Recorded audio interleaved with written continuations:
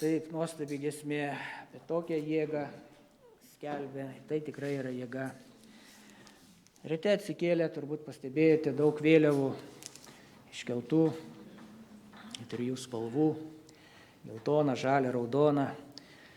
Ir jos kažką tai liudija, kažką byloja kiekvienam Lietuvos piliečiui apie laisvę, nepriklausomybę. Ir kai išgirstame žodį laisvę, paklaustų jūsų, ką žmogus yra pasiruošęs atiduoti už laisvę. Už asmeninę laisvę. Net yra baudžiamajame kodekse straipsnis už laisvės apribojimą. Jūs uždaro į kambarį, užrakina ir neišleidžia prieš jūsų valią kažkiek valandų.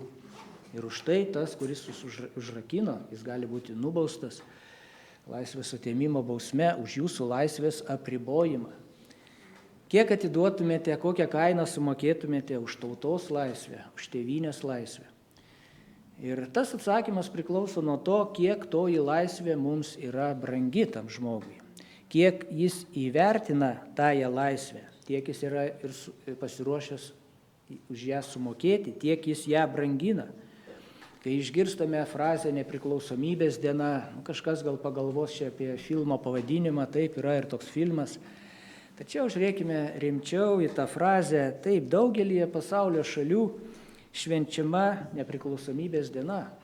Galbūt pačioje Europoje yra daug šalių, kurios niekada nešventė šios dienos, nes jis tokios neturi vien dėl to, kad jie patys turbūt daug šimtmečių buvo kolonizatoriai, okupantai tam tikrų kolonijų. Tačiau jeigu pažvelgtumėte į kitas pasaulio šalis, visada man pirmoji vietoje taip žyba prieš akis Indija. Tokia tolima šalis, bet jiems nepriklausomybės diena tokia yra svarbi. Tiek metų jie buvo engiami britų kolonizatorių, ko ne visą auksą išvežė ir iki šiol iš tų pinigų kaip gyvena. Ir galbūt Afrika mums mažiau yra žinoma, galvotume, ten Afrika kažkur toli, bet turbūt nerastume nei vienos Afrikoje šalies, valstybės, kuri nešvenčia nepriklausomybės dienos, nes jie turbūt visi taipogi buvo kolonijomis pavergti, engiami, jų to kontinento gyventojai buvo kaip vergai, pardavinėjami kaip prekė, kaip daiktas. Ir jie svajojo, galvojo, kad vieną dieną jie įgys nepriklausomybę, laisvę. Ir todėl, kai mes pagalvojame apie nepriklausomybės dieną, liečia ne vien tik tai mūsų šalį, Latviją ar Estiją ar kitas mums žinomas šalis, kaimyninės šalis, bet ir tokias tolimas šalis, kurios kažkur toli Afrikoje. Čia prieš keletą metų Facebook'e žiūrėdamas postus ir vienas postas iškilo, viena yra tokia šeima, krikščionis, kurie gyvena Švedijoje, pora vyras yra kilęs iš Ganos, iš Afrikos. Toji pora buvo atvykusi ir į Lietuvą, šeimų stovykloje dalyvavo. Ir žiūriu, kodėl man įstrigo į akis. Iš pradžių žiūriu, vėliava, Lietuvos vėliava. Ir parašyta Ganos nepriklausomybės diena. Ir tikrai labai panaši yra į Lietuvos vėliavą, tik raudona apatinė juostelė yra viršuje. Ir pastebėjau, kad nemažai yra šalių Afrikoje, kurių vėliavos tokios pat kaip Lietuvos, geltona, žalia, raudona. Ar turi kai kurių niuansų, ten kartais vieną kitą mažesnį, kurių gali ir nepastebėti. Ir žiūriu, tie atsiliepimai, komentarai, suprantu, nors žmogus gyvena kitoj šaly, ten sukūrė šeimą, gyvena kitoj šaly, bet jam toji diena yra ypatinga. Jo ten tėvai, seneliai gimę, augę ir jis džiaugiasi, kad jo gimtinė yra dabar nepriklausoma. Joks kolonizatorius nenurodinėja, kaip jie turi gyventi, kaip jie turi naudoti savo šalies išteklius, kokias vertybės turi puoselėti. Ir tai ir yra tikroji laisvė, nepriklausomybė, kai niekas kitas tau nenurodinėja, ką tu turi pirkti, ką parduoti, ką mylėti, ko nekęsti, ką toleruoti, ko netoleruoti. Ir štai toji Ganoje jau 1957 metais, senai, kovo 6 dieną paskelbta nepriklausomybė, kaip išsivadavimas iš daug metų trukusio Britų kolonijinio režimo. Ir taip, kaip minėjau, ši data įsiminė ši šalis dėl to, kad toji vėliava tokia panaši ir taip net pamačiau ir tokia šypsena veide pasirodė, beveik kaip giminaičiai. Nors iš tikrųjų jokie kaip ir ne giminaičiai, bet dvasinė prasme tas požiūris į laisvę, nepriklausomybę, jisai sutampa. Prisiminkime savo šalies istoriją, taipogi buvome daug metų dalimi didžiulės sąjungos, įvairios nuomonės apie tą sąjungą, bet apie politiką nenoriu įsivelti į tai, tačiau daugelis žmonių puoselėjo viltį, kad vieną dieną toji Lietuva, toji šalis bus visiškai nepriklausoma, ne Maskva, ne Kremlius, ne Briuselis ar dar kažkas nurodinės, kaip mes turime gyventi, bet patys spręsime, kaip mes norime gyventi. Ir taipogi 1918 metais, vasario 16, kokia yra šiandieną, buvo atstatyta nepriklausoma Lietuvos valstybė. Taip, po to vėl istorija keitėsi, buvo karas, vėl tapome sąjungos dalimi, bet po to 90 metais vėl buvo atstatyta toji nepriklausomybė, kokia ji dabar yra, kita tema. Tačiau faktas yra tas, kad laisvės kaina tikrai yra didžiulė. Ji yra didžiulė, ar tai būtų žmogus pavergtas, ar tai visa tauta būtų pavergta, jie trokšta laisvės, trokšta nepriklausomybės, svajoja apie ją. Ir pavergtai tautai kartais pavyksta išsikovoti savo laisvę, išsikovoti per kovą, per pralietą kraują.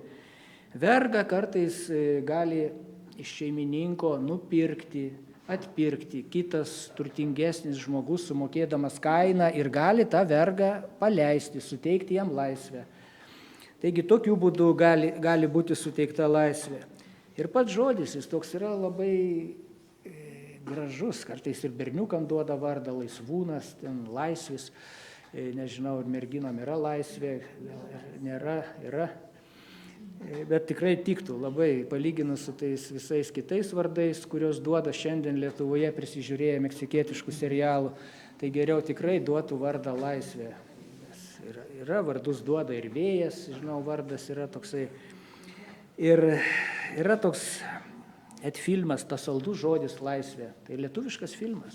Senas, tarybiniais laikais sukurtas 1972 metais. Gilus filmas.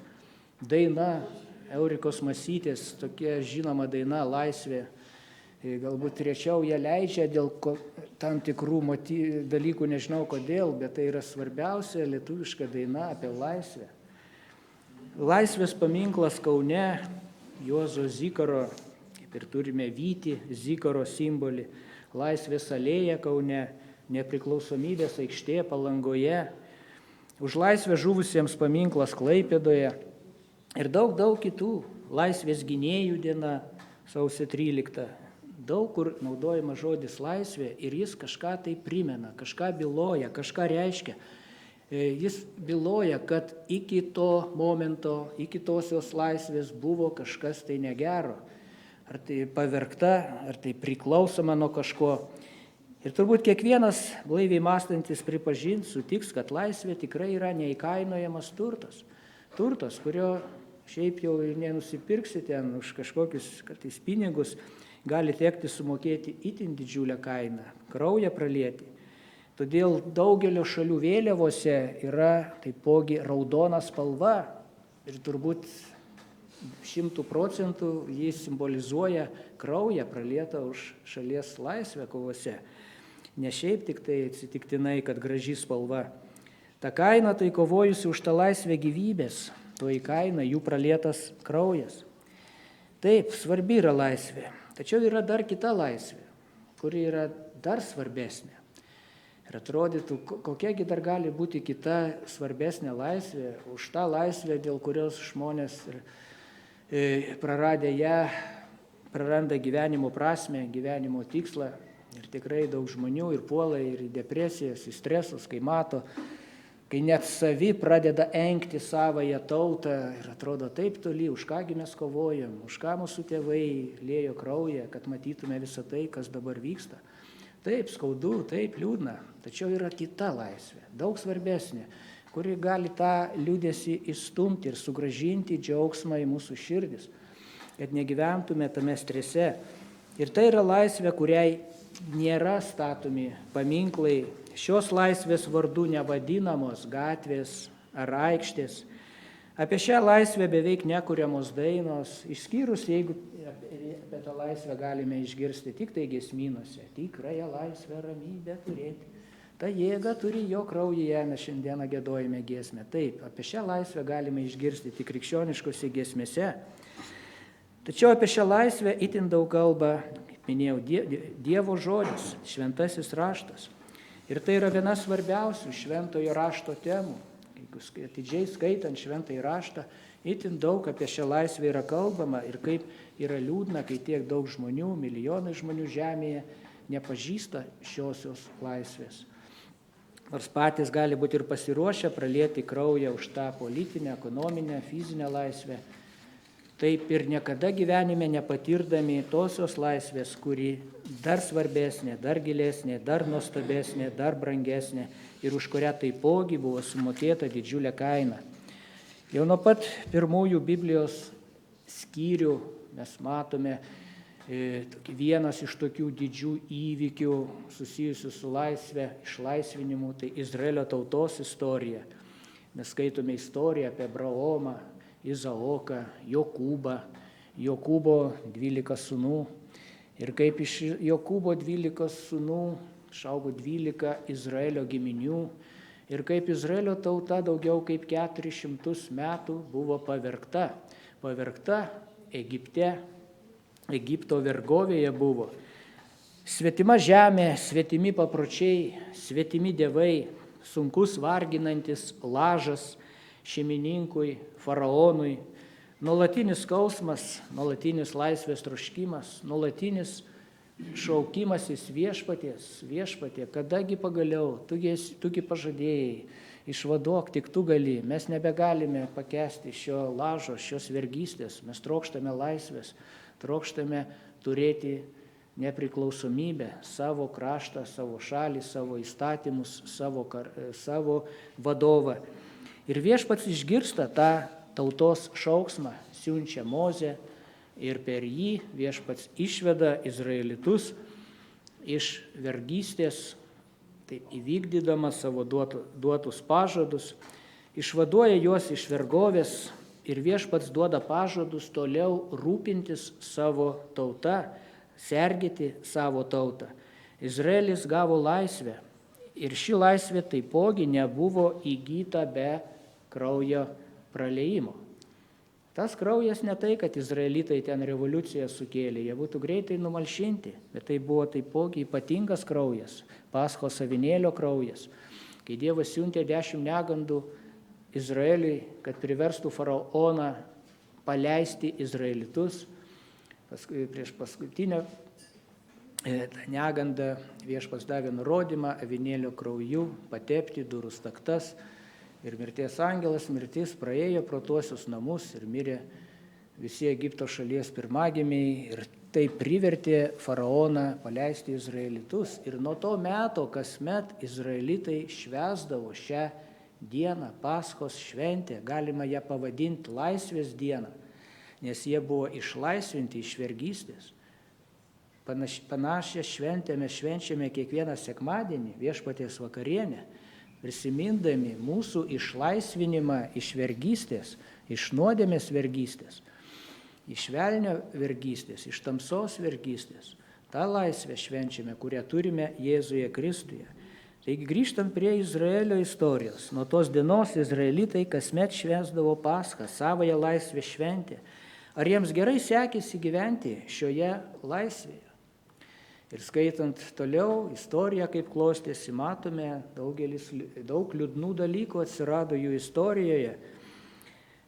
Ir taip, Izraelio išvadavimas buvo daugiau nei tik tai ta žemiškasis išlaisvinimas. Iš Egipto imkite žemę, naują žemę duodu ir dabar gyvenkite jau nepriklausomi. Tai buvo laisvė bendrystėje, kuri buvo garantuota bendrystėje su Dievu. Jeigu jie išliks ištikimi viešpačiui, laikysis jo žodžio, klausys viešpaties balso ir viešpats savo ruožtų pažadėjo, aš ginsiu jūsų laisvę, jūsų nepriklausomybę, rūpinsius jumis ir joks priešas bus nepajėgus jums pakenkti, jeigu tik jūs laikysitės manosios sandoros.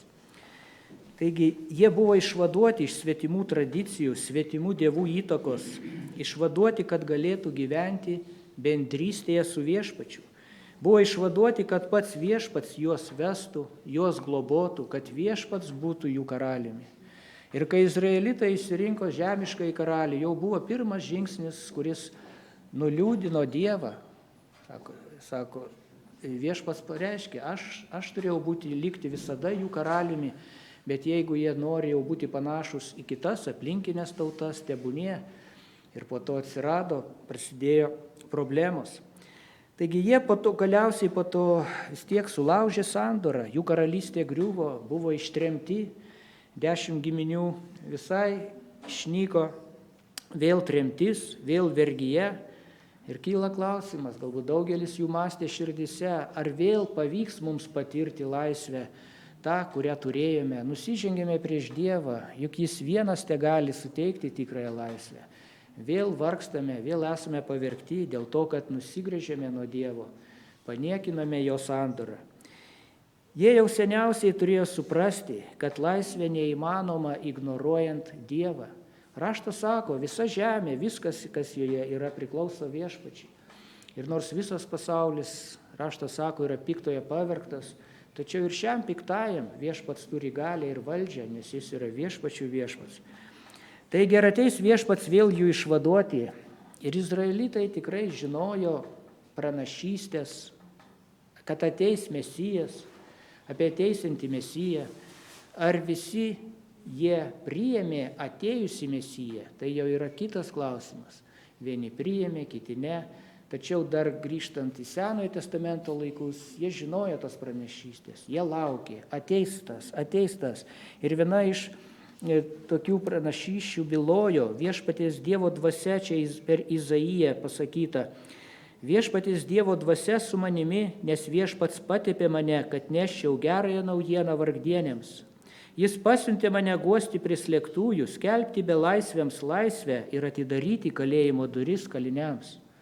Tai yra tie žodžiai, kuriuos Jėzus perskaitė sinagogoje, pradėdamas savo tarnystę žemiškąją. Ir perskaitęs tuos žodžius, Jėzus tuomet pasakė, šiandien išsipildė šie žodžiai. Ir matome, kokia reakcija buvo ten buvusių žydų sinagogoje. Jie buvo itin supykę, kaip jis drįsta čia kalbėti, kas tu toks esi. Taigi Jėzuje jie net pažino to, kurio laukė ištisus šimtmečius. Tas, kuris suteiks laisvę belaisviams, kurie atidarys kalėjimo duris kaliniams. Tačiau Jėzus ir yra tas, kuris atėjo skelbti belaisviams laisvę. Taigi jie žinojo, jie laukė, o kai šis išvaduotojas atėjo, jie jo nepažino. Jie jo nepriėmė, kai kurie jo atneštą laisvę tiesiog neteisingai suprato. Mes skaitome šventajame rašte, kad tuo metu Izraelis, Palestino žemė, jie buvo pavergti, jie buvo okupuoti Romos imperijos, buvo Romos imperijos dalimi. Ir daugelis tikėjusi, kad vieną dieną jie atgaus tą politinę laisvę. Ir štai matydami Jėzaus daromus stebuklus, jo galę, jie norėjo Jėzų pasigriebti ir paskelbti jį savo karaliumi, kad jis nuverstų Ciesoriaus valdžią ir galėtų vėl atstatyti Izraelio karalystę žemėje. Taigi jie nesuprato, kad Mesijas atėjo suteikti daug svarbesnę, kitokią laisvę, daug gilesnę laisvę. Laisvę nuo kažko daug tragiškesnio, daug pavojingesnio, nei tos vienokios ar kitokios laikinos okupacijos. Jie nesuprato, kad Mesijas atėjo duoti daug svarbesnę laisvę, išvadavimą iš tos vergijos, kurioje kenčia absoliučiai visa žmonija. Ne tokia nelaisvė, kokie jie buvo, Indija, Gana, Lietuva ar kitos šalis, bet ta, kuri paliečia absoliučiai kiekvieną žmogų gyvenantį šioje žemėje. Mesijas atėjo suteikti išvadavimą iš nuodėmės ir jos pasekmių, iš nuodėmių vergijos ir pasekmių mirties baimės. Suteikti tą tikrąją laisvę, kurios ištroškusi žmogaus siela ir tą laisvę, kuri išlieka net ir anapus šio žemiškojo gyvenimo. Taigi Izraelio išvadavimas tokia kaip puikiai iliustracija to, kad Dievas daro, kokią jis galę turi. Ir Viešpats siuntė Mesiją, Jėzų, kad suteikti tą laisvę visai žmonijai, skelbti belaisviams laisvę. Tai kalbam apie dvasinę laisvę, ne apie tai, kad dabar visi žmogžudžiai, prievartautojai, recidivistai be jokio teismo tuo išleidžiami iš kalėjimo, kad toliau darytų savo nekingus darbus. Tai kalbama apie tą vergystę nuodėmiai, neviltį, tamsą, pasiklydimą. Žmogus gyvena kaip avys be savo ganytojo, klaidžioja šio pasaulio šunkeliais ir taip ir nerasdamas tikrojo kelio, vedančio į tikrąją gyvenimo pilnatvę, džiaugsmą, ramybę, bendrystę su Dievu ir amžinojo gyvenimo viltį. Taigi tokią laisvę skelbti atėjo Jėzus. Ir Jėzus gerai turbūt daugeliui žinomos tokios dvi itin svarbios ištraukos iš Evangelijos pagal Joną, kur 8 skyriuje štai ką Jėzus kalbėjo jį įtikėjusiems žydams. 8 skyriuje 31-32 eilutėse. Jeigu laikysitės mano mokslo, jūs iš tikro būsite mano mokiniai. Jūs pažinsite tiesą ir tiesa padarys jūs laisvus. Tiesa padarys jūs laisvus. Laisvus nuo ko? Nuo Romos okupanto? Ne. Nuo daug baisesnės vergystės. Laisvus nuo nuodėmės, nuo baimės, nuo nevilties, nuo tuštybės, nuo amžino pasmerkimo. Ir tame pačiame skyriuje pasakyta, jei sūnus jūs išvaduos, tai būsite iš tiesų laisvi. Reiškia, jeigu sūnus neišvaduos, jūs nebūsite iki galo iš tikrųjų laisvi. Gali šalis turėti politinę nepriklausomybę, gyventi toje šalyje 3 milijonai žmonių ir visi 3 milijonai būti pavergti nuodėmių. Gyventi pataikaudami savo nuodėmingiams kūniškiams įgeidžiams, ir pasiruošę vienas kitam, jeigu ne gerklę perkasti, tai bent jau pakenkti, pavydėti ir taip toliau. Ir nuodėmė mes matome, paliečia žmonės visose sluoksniuose, ar tai būtų eilinis darbininkas, ar tai būtų ministras, ar tai būtų prezidentas. Ir kaip toji nuodėmė iškreipia žmogaus mąstymą, vertybės. Ir kaip tai paveikia ir tos pačius įstatymus, kai matome, kiek Dievas turi turėti kantrybės, koks jis turi būti kantrus, maloningas, kad iki šiol nebausti tų, kurie tokius šėtoniškus sprendimus priima, kuriais niokoja šalį. Bet Dievas mums davė nuostabius galingus pažadus. Ir tie pažadai, kai buvo duoti to meto žydams, kaip ką tik perskaičiau, kuriems kalbėjo Jėzus, jūs pažinsite tiesą ir tiesa padarys jūs laisvus. Tie patys pažadai skirti yra ir mums, visiems žmonėms, kiekvienam įtikėsiančiam Jėzų Kristų. Jūs pažinsite tiesą ir tiesa padarys jūs laisvus, bet ten yra tokia sąlyga, jeigu laikysitės mano mokslo, laikysitės mano mokymo. Žodis turi išlaisvinančią galią, išlaisvinančią jėgą. Jūs būsite iš tiesų laisvi. Ir šiandieną mes giedojome giesmę, ar nori nuodėmę tu nugalėti. Ta jėga turi jo kraujuje, Kristuje laisvę, ramybę turėti. Ta jėga tu rasi jame. Taip, žmogus, kiekvienas iš kažkur giliai širduje nori tosios laisvės ramybės. Galbūt kažkuriam išdidumas neleidžia to pripažinti. Tu ką, mane vergų laikai? Aš esu laisvas žmogus, kur noriu ten einu. Kaip tas katinas iš to multiko, kada noriu, tada grįžtu. Ne, bet giliai širdyje jaučia tą tuštumą, kurią užpildyti gali tik tai Dievas, kuris vienintelis gali suteikti tą laisvę, tą ramybę. Ir jeigu jūs esate Kristaus mokinys, esate ištikimas Kristaus pasiekėjas, esate atgimęs krikščionis, jūs turite šią laisvę. Aš nesakau, jūs galite turėti, jūs ją turite. Tik tai turite to patikėti, turite tai pripažinti ir turite ją naudotis. Jūs turite tą tikrąją laisvę Jėzuje Kristuje, nes tas tosios laisvės turėjimas paremtas pažadu. Jūs pažinsite tiesą, tiesa padarys jūs laisvus. Jeigu Sūnus išvaduos jūs, iš tikro busite laisvi. Turite laisvę nuo nuodėmės ir jos pasiekmių. Ta laisvė, kuri yra mūsų viešpatyje Jėzuje Kristuje. Laisvė, kurios negali atimti, negali užgrobti joks okupantas, nei iš rytų, nei iš vakarų, nei iš Azijos, nei iš užjūrio. Nes toji laisvė yra kitokia. Net ir kalėjime pasodintas už tikėjimą, už savo įsitikinimus, tu vis tiek tą laisvę išlaikysi, turėsi, jos neįmanoma išrauti. Tokia yra toji ypatinga laisvė. Ir todėl pamastykime, ar mes branginame šią laisvę, ar mes švenčiame šią laisvę, ar mes gyvename kaip laisvi. Paulius parašė laišką Galatams, kuris visas yra skirtas vienai dideliai problemai išspręsti, kai iš pagonių kilusiems krikščionims, žydų krikščionis bandė primesti įstatymą. Jūs negalite turėti santykių su Dievu, būti krikščionimis tikrais, jeigu jūs pirmiausia ten neapsipjaustysite, nepriimsite Mozės įstatymą. Bandė užnerti ant jų tą jungą, iš kurio Jėzus atėjo išvaduoti iš to jungo. Užtenka čia jums laisviems būti, imk vėl tau tą jungą užnersime. Ir Paulius sakė, Kristus mus išvadavo, kad būtume laisvi, tad stovėkite tvirtai ir nepasiduokite vėl įkinkomi į vergystės jungą.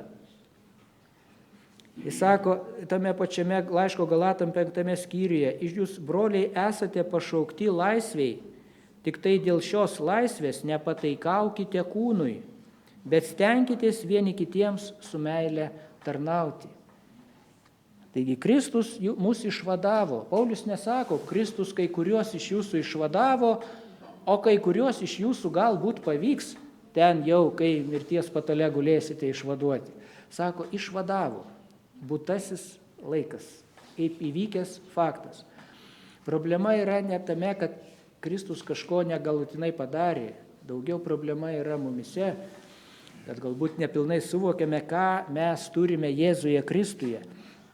Sako, jūs esate pašaukti laisviai, tik tai dėl šios laisvės nepataikaukite kūnai. Kartais klausia, tai jeigu laisvas, tai dabar galiu eiti, daryti, ką nori, vogti, žudyti. Galvoju, iš kur tau tokios mintis kyla? Jeigu tu tikrai atgimęs krikščionis, tau tokios mintis net į galvą neateis. Tu turi laisvę dabar gyventi teisingai. Tu turi laisvę pripažinti, išpažinti, branginti tai, kas yra teisinga Dievo akise, kas atitinka jo standartus, ko anksčiau tu neturėjai, nes tu buvai pavergtas, todėl tu niekinai, nepaisiai to, kas turi išliekamąją vertę, o branginai, kovojai už tai, kas neverta nei surdyjusios skatiko. Štai kas yra tikroji laisvė. Kai Paulius rašė šios žodžius, Romos imperijoje nebuvo tosios politinės laisvės. Palestina buvo pavergta, okupuota romėnų. Ir pats žodis laisvas, nors jis buvo vartojamas, tačiau jisai reiškia tą tokią siauresnę reikšmę. Galbūt vergas kažkuris tai galėjo įgyti laisvę, jeigu jį išpirkdavo geras šeimininkas. Ir reikšmingiausia laisvės forma tuomet buvo laisvė nuo vergijos. Vergas tuo metu neturėjo jokių teisių, jis neturėjo jokių privilegijų. Vergas žinojo, jis jau buvo pratęs, kad kiekvienoje situacijoje jo veiksmus, jo sprendimus nulėmė jo šeimininko norai. Tai, ką šeimininkas nurodys, ką jis gali daryti, o ko negali, kur gali eiti, o kur negali, kaip gali mąstyti, o kaip negali. Žiūrėkime, kažkur dabar nesenai teko tokį video žiūrėti reportažą, kai ten Anglijoje suiminėja, net į kalėjimą pasodina už tai, jeigu žmogus net tyliai atsistojęs, meldžiasi mintise, kažkur ten prie ligoninės ar panašiai, net žodžių garsiai neištardamas. Stoviu mintise, net ir mintise tu negali melstis. Matote, iki kokių dalykų. Tai tikrai nėra laisvė, tai yra baisi vergystė. Vergas, taigi daugumai laisvė reiškia tiesiog nebūti vergu. Ir Paulius čia kalbėjo ne apie politinę laisvę, ne apie fizinę, bet apie tą dvasinę laisvę, kuri įmanoma absoliučiai kiekvienam. Žmogus galėjo būti vergu fiziškai, kūniškai, tačiau tuo pačiu būti laisvu dvasiškai, laisvu Jėzuje Kristuje. Žmogus tiesioginė prasme galėjo būti vergas, o tuo pačiu laisvas. Laisvas Jėzuje Kristuje. Ir tuo metu, pirmame amžiuje, didelė dalis krikščionių, jie buvo vergai. Vergai, tokie iš prastuomenės. Ir žmonės šiandien daugelis turi tąją politinę laisvę ir tuo pačiu, kaip minėjau, vergauja nuodėmiai. Ir jiems reikalinga lyg šiol, gali būti visoje šalyje iškeltos vėliavos, laisvę bylojančios vėliavos, bet patys žmonės, tauta gyvena nepatirdami to tikrojo džiaugsmo. Taip, gražios spalvos plevėsuoja, bet neturiu džiaugsmo kažkodėl tai širdyje. Nepatiriu tosios laisvės. Ką daryti? O juk laisvės esmė yra ne žodžiuose, ne teorijoje, ne kalendorinėje datoje, o tame, ką iš tikrųjų mes patiriame širdyje, kaip mes jaučiamės. Ar jaučiuosi laisvas kaip paukštis, kad galiu skristi, o ne tupėti su pririštu svarsčiu prie kojos. Taigi apie kągi Paulius čia kalbėjo? Taip, kaip jau minėjau, laiškas Galatams, ten kai kurie bandė primesti tą judaizmo tam tikrus įstatymus, tradicijas, kad vėl pavergti tuos išlaisvintus krikščionius. Ir Pauliaus dienomis toje egzistavusi religija galėjo pavergti savo išpažinėjus. Jie privalėjo žinoti teisingus ritualus, tradicijas, tiksliai atlikti tas visas ceremoninės apeigas. Ir tas pavojus išlieka ir šiandien, kai ir bažnyčioje bandoma primesti, kaip ten teisingai tą ritualą atlikti. Tarsi tai nuo to priklauso tikrosis džiaugsmas, ramybė, laisvė žmogaus širdyje. Taigi, Paulius perspėjo, nesiduokite vėl įkinkomi į vergystės jungą. Taigi, Dievas siuntė Jėzų, kad išlaisvintų kiekvieną. Siuntė Jėzų, kad įtikėjusius išlaisvintų ne tik iš nuodėmės vergijos, bet ir siuntė tam, kad išlaisvintų žmonės iš jų tos senosios elgsenos, tų senų įprastų tų ritualų, kurie buvo galbūt ir reikalingi, neatsiejama dalis įstatymo, o daugelis jų buvo pridėti, išgalvoti. Pamenate Evangeliją, kaip parašyta, kai žydai kaltino Jėzų, kodėl tavo mokiniai nesilaiko mūsų protėvių tradicijų. Jie nesakė, kodėl nesilaiko įstatymo, jie sako, kodėl nesilaiko mūsų protėvių tradicijų. Tomis tradicijomis įstumdami Dievo įstatymą. Bet dabar mes esame naujojoje sandoroje, kitokia sandoroje, kuri garantuoja tikrąją laisvę. Dievas išlaisvino, kad galėtume, grįžtant prie laiško Galatam 5 skyriaus 13 eilutėje, išlaisvino mus tam, kad galėtume vieni kitiems su meile tarnauti. Laisvė ir tarnavimas. Tai pamastykime, tai yra taip priešinga tam, kaip pasaulis supranta laisvę. Laisvė, kai aš niekam neturiu tarnauti, užtenka čia man būti tarnu. O čia yra kitokia laisvė, ypatinga, palaiminta, kai tu turi galią, valią tarnauti vienas kitam ir tame tu patiri džiaugsmą toje tarnystėje.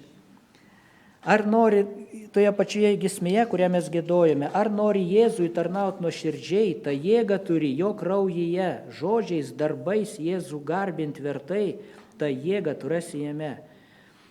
Tarnauti vienas kitam, Jėzui tarnauti. Tai nėra atskiri dalykai. Jėzus yra pasakęs, ką padarėte vienam iš šitų mažutėlių, kurie mane tiki, tą man padarėte.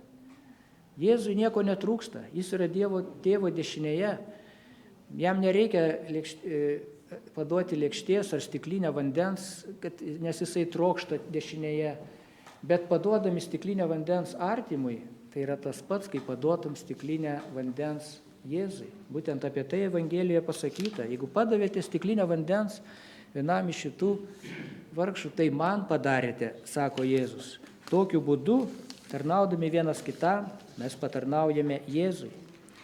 Ir nors laisvė ir tarnavimas gali skambėti kaip ir prieštaringai, kaip čia Dievas išlaisvino mus tarnauti. Šiaip netgi griežčiau skamba tas žodis, kai Paulius sako, aš esu Dievo vergas, ne tarnas, bet vergas. Ir tuo pačiu sako, mes esame laisvi Jėzuje Kristuje. Ir tai nėra prieštaravimo, nes tai yra kitokio pobūdžio tarnystė. Neprimesta, bet ta, kuri jau eina iš mūsų širdies turi eiti. Taigi laisvė ir tarnavimas jie tikrai neprieštarauja kitam, nes šiame tas ryšančioji grandis yra meilė. Taip, kai tu turi kažkam tarnauti be meilės, prievartą, taip, tame tu nepatirsi džiaugsmo. Ir kaip armijoje, kaip sakydavo, nemoki, išmokysim, nenori, priversim. Taip, ir gali to džiaugsmo ir nebūti, bet kai tu darai kažką su meilė, net ir sunkiausias darbas, sunkiausias dalykas, tau jisai eisis su džiaugsmu.